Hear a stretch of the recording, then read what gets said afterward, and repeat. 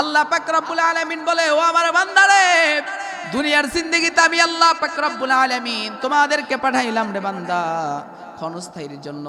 একটা খেলার পুতুল হিসেবে তোমাকে পাঠাইয়া দিলাম, খেলার পাত্র হিসেবে দিয়ে দিলাম, কিছুক্ষণের জন্য পাঠাইলাম। ও আমার বান্দা, কিছুদিন পর যেরকম আমরা ধান চাষ করি, ধানের যখন বেসন লাগাই অনেক আনন্দ লাগে, আমরা ধান গাড়বো সামনে, তারপর যখন ধানটা ধীরে ধীরে বড় হয় আমরা বেসন আমরা সার দেওয়া শুরু করি, তারপরে হসপিটাল সব কিছু দিয়ে আমরা যখন ধানটা বড় হয়ে যায় বাড়িতে নিয়ে এসে আনন্দ ফুরে যায়, আর কোনো কিছু থাকে না, আমরা কখন আবার ধান পাবো 1 বছর পরে, এর মধ্যে আর কোনো চিন্তা থাকে না। তেমনি ভাবে আল্লাহ পাক রব্বুল আলামিন বলেন, ও আমার বান্দারে, তোমাদেরকে দুনিয়ার জিন্দেগিতে পাঠাইলাম। ও বান্দা, দুনিয়ার জিন্দেগিতে সারা জীবন থাকবা না, আর সারা জীবনের জন্য পাঠাই নাই। হঠাৎ করে কখন তুমি দুনিয়া থেকে বিদায় নিয়ে চলে যাসবা তুমি জানবা না, একমাত্র জানি আমি রব্বে কারিম কাবার মালিক, ঠিক কিনা বলেন?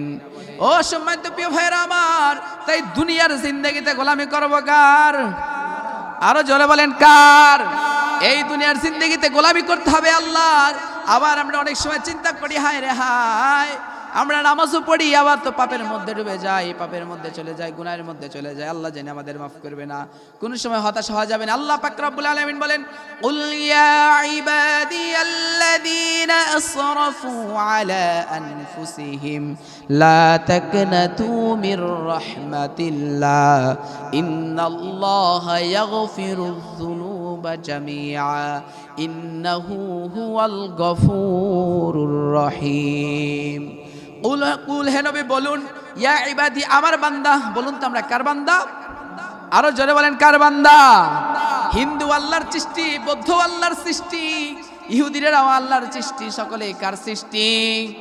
আল্লাহ বললেন, ইয়া ইবাদি, আমার বান্দা। সকলে যদি আল্লাহর বান্দা হয়, আল্লাহ যদি এখানে বলতেন ইয়া মুসলমান, শুধু মুসলমানের কথা বলতেন, তা কিন্তু বলেন নাই। আল্লাহ বলছেন, ইয়া ইবাদি, আমার বান্দা, সকলে আমার বান্দা।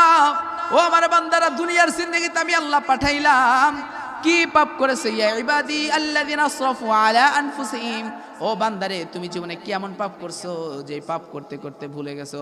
তোমার জীবনে এমন এমন পাপ করছো যা কখনো মনে নাই তোমার। আল্লাহ পাক রব্বুল আলামিন সেই কারণে বলেন, কুল ইয়া ইবাদি আল্লাযিনা আসরাফু আলা আনফুসিহিম, ও আমার বান্দারা, তোমরা কি এমন পাপ করলে, কি এমন অন্যায় করলে, জীবনে কি এমন অন্যায় কাজ করলে রে বান্দা? আমি আল্লাহ পাক রব্বুল আলামিন তোমাদেরকে দুনিয়ার জিন্দেগিতে পাঠাইলাম রে বান্দা। ও বান্দারে, শুনে রাখো, তোমার হতাশ হওয়ার কোনো কারণ নাই, হতাশ হওয়ার কোনো কারণ নাই। আল্লাযীনা আসরাফু আলা আনফুসিহিম, ও আমার বান্দা, তোমরা হাজার হাজার পাপ করেছো, হাজার হাজার অন্যায় করেছো, তোমরা জীবনে গুনাহ দিয়ে ভরপুর করে ফেলেছো, কিন্তু বান্দারে কখনো নিরাশ হয় না। আল্লাহ পাক রব্বুল আলামিন বলেন, লা তাকনাতু মির রাহমাতিল্লাহ, বলে বান্দারে কখনো তোমরা নিরাশ হইও না। বলেন তো এই কথা বলেছেন কে? জোরে বলেন না, বলেছেন কে? আল্লাহ বলে, বান্দারে নিরাশ হইও না। ইন্নাল্লাহা ইয়াগফিরুয যুনুবা জামিআ ইন্নাহু হুয়াল গফুরুর রহিম। ও আমার বান্দা, তুমি জীবনে কি এমন পাপ করেছো? কোনো টেনশন নাই, নিরাশ হওয়ার কারণ নাই রে বান্দা। যখন তুমি তোমার জীবনের গুনাহকে বুঝতে পারবা, যখন তোমার মনের মধ্যে অনুভব হবে আমি তো জীবনে এমন পাপ করেছি যা কখন আল্লাহ মাফ করবে না, যখন তোমার মনের মধ্যে অনুভবগুলো হবে, ও আমার বান্দারে, তখন তুমি বান্দা নামাজে যাও, সিজদার মধ্যে যাও, আমি আল্লাহর কাছে দুইটা হাত তুলে যখন গফফারের নাম, গফুর নাম বলে, ইন্নাল্লাহা ইয়াগফিরুয যুনুবা জামিআ ইন্নাহু হুয়াল গফুরুর রহিম।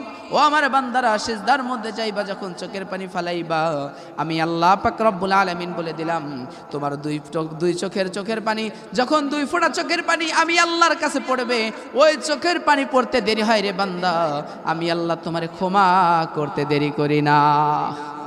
শুধু তাই নয়, সম্মানিত প্রিয় ভাইরা আমার, আমাদের গুনাহের কারণে কিন্তু আল্লাহ পাক রব্বুল আলামিন আমাদের কাছ থেকে বৃষ্টি তুলে নেন না। এমন সময় চলে গেছে আমরা আল্লাহর কাছে বৃষ্টি চা পাই নাই, তাই জানা? আল্লাহ পাক রব্বুল আলামিন বলেন, ও আমার বান্দারা, এই বৃষ্টি নিয়েছি আমি আল্লাহ তোমাদের কাছ থেকে কেড়ে। কারণ হলো বান্দারে আমি দেই না, কারণ হলো তোমরা দুনিয়ার জিন্দেগিতে এই জমিনের মধ্যে গুনাহ দিয়ে ভরপুর করে ফেলেছো। আল্লাহ পাক রব্বুল আলামিন বলেন, ফাকুল তুস্তাগফিরু রাব্বাকুম ইন্নাহু কানা গফফারা ইরসিলিস সামা আলাইকুম মিদরারা ওয়া ইউমদিদুকুম বিআমওয়ালিন ওয়া বানিনা ওয়া ইয়াজআল লাকুম জান্নাতিন ওয়ায়াজআল লাকুম আনহারা। ও আমার বান্দারা, তোমরা পাপ করেছো, ফাকুল তুস্তাগফিরু রাব্বাকুম ইন্নাহু কানা গফফারা। ও আমার বান্দারা, তোমরা একমাত্র আমি রবের কাছে ক্ষমা চাও। ইরসিলিস সামা আলাইকুম মিদরারা। ও আমার বান্দারা, তোমাদের কাছ থেকে আমি আল্লাহ পানি নিয়েছি, কেড়ে নিয়েছি, তোমরা পানি চেয়ে নাও। ওয়ায়ুমদিদুকুম বিআমওয়ালি ওয়া বানিনা ওয়ায়াজআল লাকুম জান্নাতি ওয়ায়াজআল লাকুম আনহারা।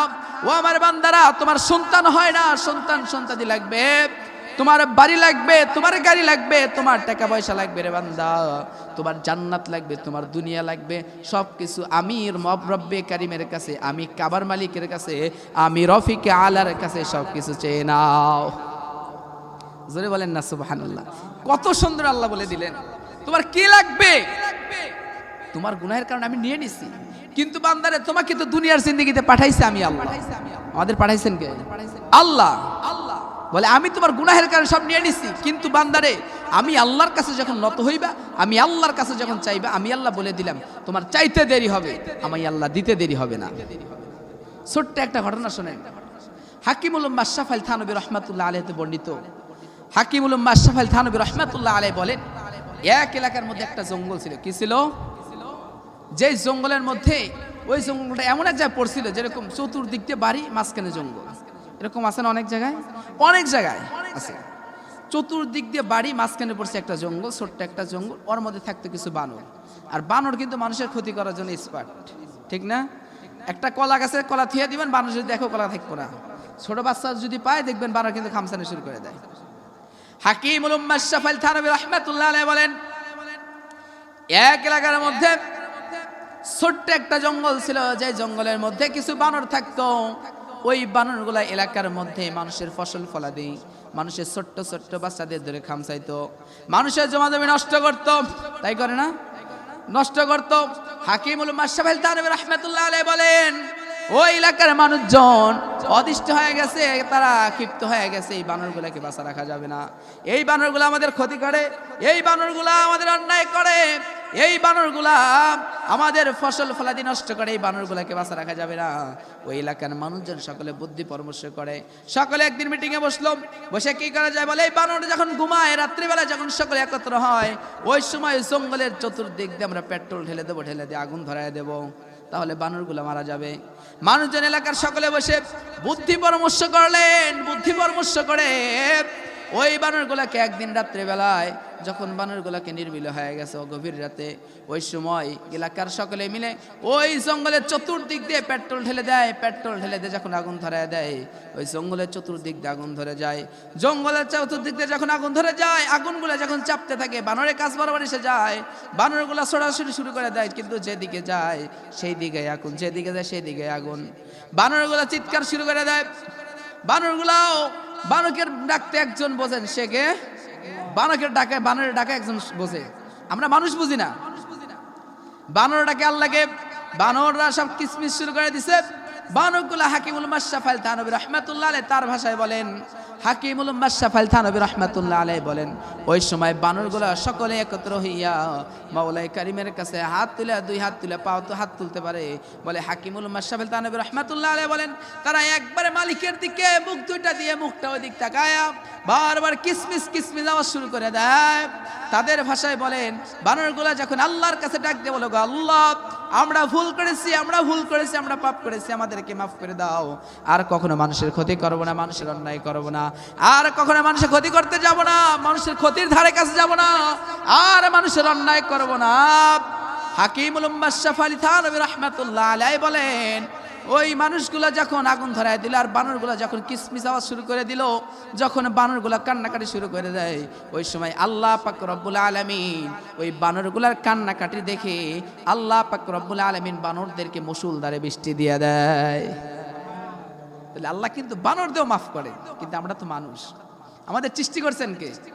খলাকাল বায়াদাইয়া, আল্লাহ তাআলা আমাদেরকে নিজের হাত দ্বারা বানাইছে, তাই বানায় নাই? আল্লাহ ফেরেশতাদেরকে হুকুম দিলেন, ও ফেরেশতারা যাও তুমি আমার বান্দাদেরকে বানাও। ফেরেশতারা কদ্দুর বানালেন? গলা পর্যন্ত বানায় আর নাই। তারপরে আল্লাহ বলেন, ও ফেরেশতারা বুঝতে পেরেছেন তোমরা পারবে না, তখন আল্লাহ নিচে হাতে আমাদের এই মুখমণ্ডলগুলো এত সুন্দর করে বানিয়েছে।